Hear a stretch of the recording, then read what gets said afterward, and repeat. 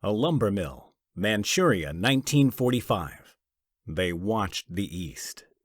Under the black brims of their caps, the guards atop the high smokestacks stared unblinking at the jagged horizon. Stiff they stood, watching for any sign of the invasion to start the final actions. They followed orders perfectly, the commander noted, as he watched everything unfold, his life's work unraveling utterly. Again and again, the lookouts glanced down at the ground within the brick wall of the complex. The workers below stared stupidly back up at them. The guards screamed down, and the workers would go back to frantically digging, connecting wires to the dynamite, piling the papers deep in the hollow drums. But after a few minutes, the laborers would again stare up with mouths agape at the men in their perches. "Are they coming?" one hollered, holding the shovel up high to block the sun. "Dig faster, idiot," a guard shouted back. The commander, Shiro Ishii, watched as the hands moved faster as the panic grew. He had thick glasses, a mustache, and sideburns. The ribbons of a general dangled on his olive coat, which was dark with sweat. The cap in his hand with the red band and gold star was covered by the dust that whipped around him on the summer wind. He stood in the same spot, watching everything he had worked so hard for come apart. Every plan and every hope were buried within the growing mounds of rubble, and still it wasn't going fast enough. The Russians would come over the hill at any moment. The holes were filled and covered. The explosive primers were set. Matches were struck and put to the papers in the cans.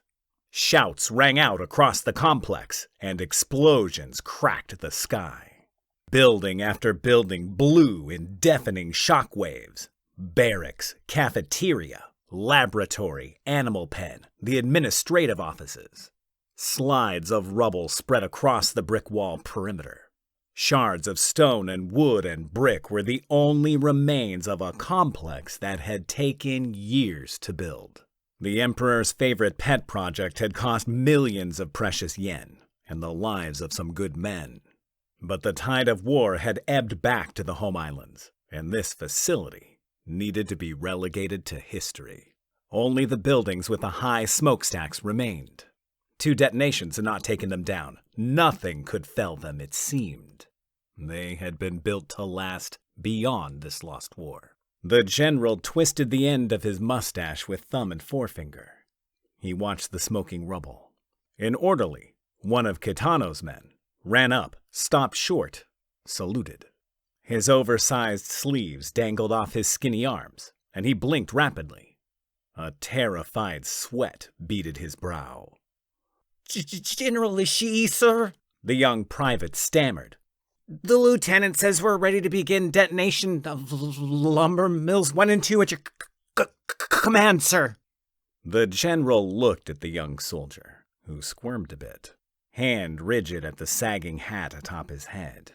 Ishii turned to the smokestack, still billowing wisps of black ash. "You know, Private," he said, "I built this entire place up from a dream I had. I willed it into existence. I made it happen. It was my special service to the Emperor." The private's hand trembled. He bit his sweaty lip. But he stood at attention. Ishii walked around him, still twisting his mustache. "This was a place of science and of learning. It was truly one of the wonders of the world," said Ishii. "Things we accomplished here could have changed the world. But now we are destroying it and running away as if we were ashamed. Ashamed of all these miracles we made happen." The private coughed. Ishii stopped behind him and stared at his thin, pale neck. "General, sir, the lieutenant and some other officers said the Russians—" "Yes, the Russians are coming," said the general, walking quickly around to face the private. Of course they are coming, but we must be calm. We all need to remember some things, but forget everything else. Do you understand, Private? The private's eyebrows rose. It was clear he did not truly understand. Ishii watched the smokestacks. The guards climbed down the ladders from their perches back to the earth. The signal had been given. As if a trance was broken, Ishii banged the dust off his cap, put it on his head, and brushed off his jacket. Private, you may relay the destruction orders for the 2 lumber mills, he said. Tell Kitano I'm headed to my plane now. The young man whimpered. The general stared. But General Ishii, sir, he said. The men await orders about the logs.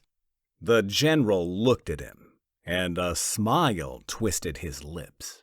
Private, you should know our operation is sanitary. Utterly clean, Ishii said.